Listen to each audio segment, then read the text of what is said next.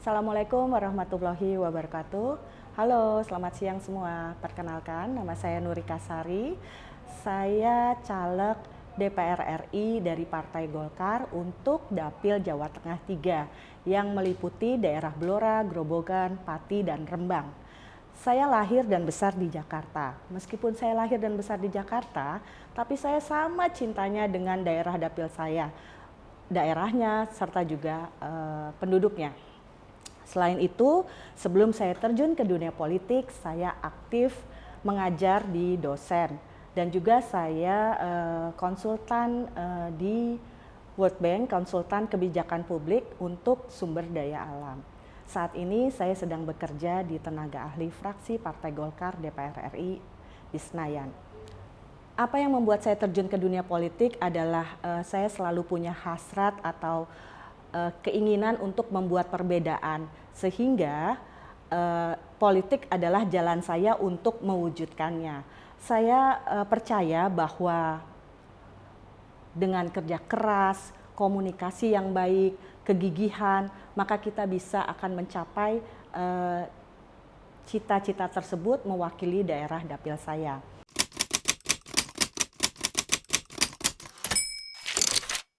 Oke, baik. Seperti caleg-caleg yang lain tentunya, pada awalnya saya mempersiapkan atau memetakan isu yang berkembang di dapil saya.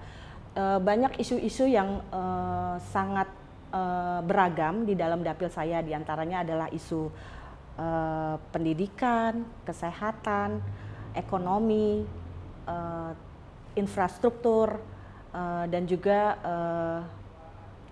pengelolaan sumber daya alam. Nah, setelah kami memetakan, saya dan tim memetakan isu-isu yang beredar, yang ada di dapil kami tersebut, maka kami membuat visi misi, di mana visi misi tersebut tentunya harus berdasarkan isu-isu yang ada di dapil saya tersebut. Dari visi misi tersebut, maka akan terlihat bagaimana cara kami nantinya akan mencari solusi terhadap isu-isu yang berada atau beredar di dapil kami tersebut. Lalu setelah kami memetakan visi misi atau membuat visi misi, kami tentunya akan melakukan atau menginformasikan visi misi kami tersebut melalui kampanye yang efektif dan efisien tentunya, agar bisa dapat diterima oleh seluruh masyarakat yang berada di Dapil Jawa Tengah 3 tersebut. Kampanye tersebut saat ini sudah banyak sekali media kampanye yang dapat dipakai, diantaranya kampanye melalui media, kampanye ketemu langsung dengan konstituen kami, dan juga kampanye-kampanye pendidikan politik terhadap pemilih pemula, itu yang banyak kami sasar pula, karena saat ini pemilih pemula jumlahnya cukup sangat signifikan, sehingga perlu diberikan pendidikan politik yang baik dan benar. Selain itu, setelah kami melakukan kampanye politik, tentunya akan ada pengawalan atau pengawalan suara dan evaluasi terhadap apa-apa saja yang sudah kami kerjakan. Kira-kira seperti itu.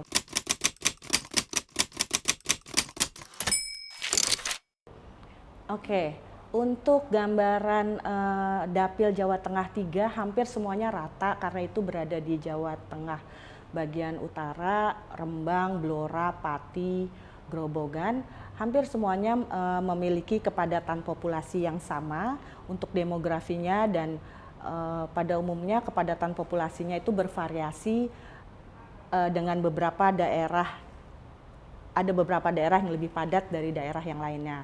Lalu untuk demografi suku, komposisi sukunya, mereka adalah kebanyakan suku Jawa dan memakai bahasa Jawa, tentunya etnisnya etnis Jawa. Untuk demografi lainnya adalah distribusi mengenai usia dan agama. Agama di Dapil Jawa Tengah 3 hampir semuanya rata beragama Islam, dan untuk demografi usianya hampir semua merata, fluktuasinya merata, tetapi memang terbanyak adalah pemilih pemula. Lalu untuk sosiologisnya di sini ada struktur masyarakat di sana. Mereka itu umumnya memiliki ikatan kekeluargaan yang kental, sehingga memang keluarga itu menjadi tempat mereka saling berkomunikasi dan mendapat informasi-informasi apapun di luar sana. Lalu di situ juga ada pendidikan, di struktur sosialnya ada tingkat pendidikan mereka di Dapil Jawa Tengah 3 itu memang masih sangat kurang, jadi memang perlu ditingkatkan di situ.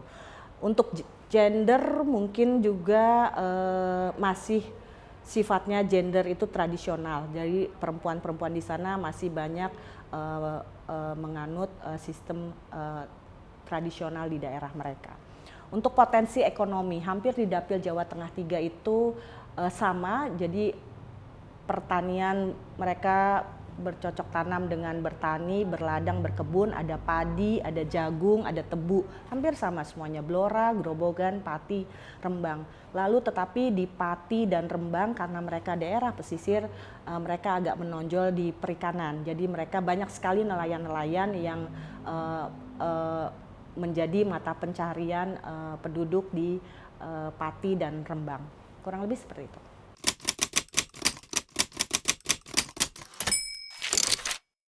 Masalah terbesar ya, rasanya masalah terbesar itu adalah di infrastruktur.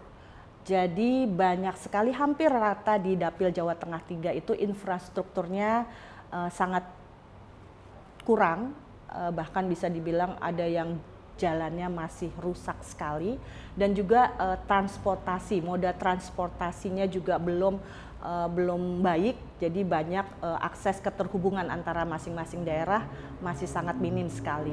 Itu yang utama. Lalu yang kedua diikuti oleh isu masalah kesehatan. Kesehatan juga menjadi masalah utama di dapil kami. Di sana mereka, karena itu terkait juga ekonomi yang rendah, sehingga kesehatan mereka juga sangat jelek atau sangat kurang sekali. Lalu juga ada isu pendidikan, di mana seperti tadi saya sampaikan bahwa pendidikan itu adalah kunci utama atau hak utama sebuah masyarakat, setiap masyarakat di dapil kami khususnya. Nah, ketika pendidikan itu sudah dipenuhi, sudah merata dan cukup baik, tentunya SDM pun akan menjadi meningkat. Nah, tidak semua pendidikan atau pendidikan yang didapat di dapil kami itu belum merata, sehingga perlu diadakan pemerataan dan peningkatan kualitas pendidikan. Lalu juga tentunya masalah ekonomi nggak akan hilang dimanapun rasanya, dan masalah ekonomi itu terkait juga dengan pembinaan UMKM.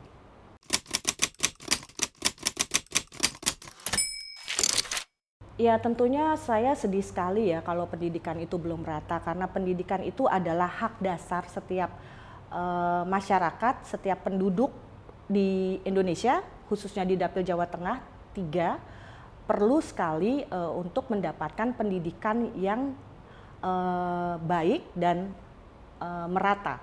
Artinya seluas-luasnya seluruh masyarakat di Dapil Jawa Tengah 3 harus mendapat pendidikan dasar 9 tahun, artinya sampai SMP, lalu juga kualitasnya yang baik, di mana sarana sekolahnya sudah baik, sudah memenuhi standar sekolah yang baik, tidak ada yang bocor, tidak ada yang kebanjiran, kepanasan, karena kita tahu kualitas sekolah-sekolah di daerah itu sangat jauh dari kualitas sekolah-sekolah di daerah pusat misalnya atau di Jakarta. Dan selain itu juga kualitas pendidikan gurunya perlu ditingkatkan, bagaimana seorang guru itu bisa menjadi pembimbing, pendidik yang sesuai zamannya. Jadi kualitas gurunya perlu ditingkatkan, sarana sekolahnya juga perlu diperbaiki, perlu dibuat banyak sekolah di seluruh Dapil Jawa Tengah 3 sehingga akses untuk mendapatkan pendidikan bagi masyarakat atau anak-anak di Dapil Jawa Tengah 3 itu dapat tercukupi.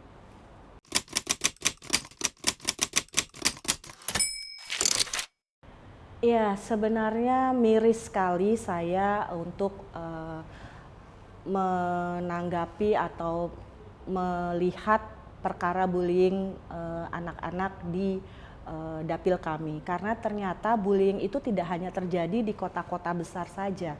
Bahkan kalau kita lihat, kita cermati, banyak sekali video-video viral yang menunjukkan bullying itu pun terjadi di daerah. Bahkan kepada tingkat yang paling rendah pun SD sudah terdapat bullying.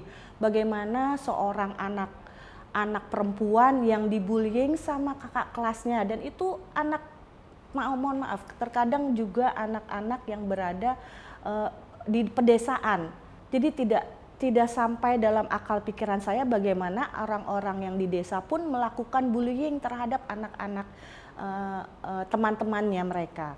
Nah, tentu saja itu harus segera diantisipasi, diambil segera oleh pemangku kebijakan di pusat atau di daerah tersebut, harus segera membuat peraturan tentang bullying, bagaimana dibuat jika ada yang jika ada sekolah yang ketahuan muridnya melakukan bullying, maka perlu diambil tindakan.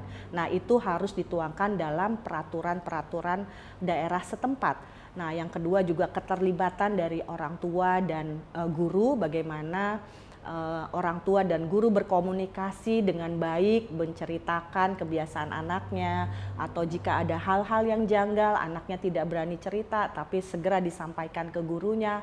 Tentunya komunikasi itu harus dibangun dengan positif, sehingga dengan adanya komunikasi yang positif antara orang tua dan guru pihak sekolah, maka bisa meminimalisir bullying terhadap anak didik di sekolah tersebut.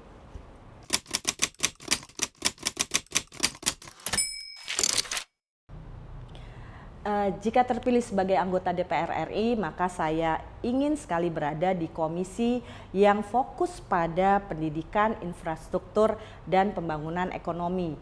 Mengingat latar belakang dapil daerah saya Jawa Tengah 3 tersebut. Dengan demikian, komisi yang cocok adalah komisi 4 atau komisi 10. Komisi 4 berfokus pada pertanian, kelautan, kehutanan, pangan.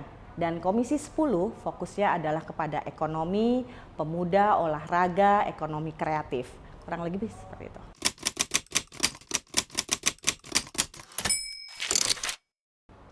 Kepada para kader dan relawan, terima kasih atas dedikasi yang telah dikerjakan oleh kalian untuk membantu saya. Kita semua adalah bagian satu tim dan yang berusaha menciptakan perubahan positif di daerah kita atau di dapil saya. Saya menghargai setiap kontribusi, ide, dan usaha yang telah kalian berikan. Mari kita terus berkolaborasi dengan semangat kebersamaan dan integritas untuk mewakili suara rakyat.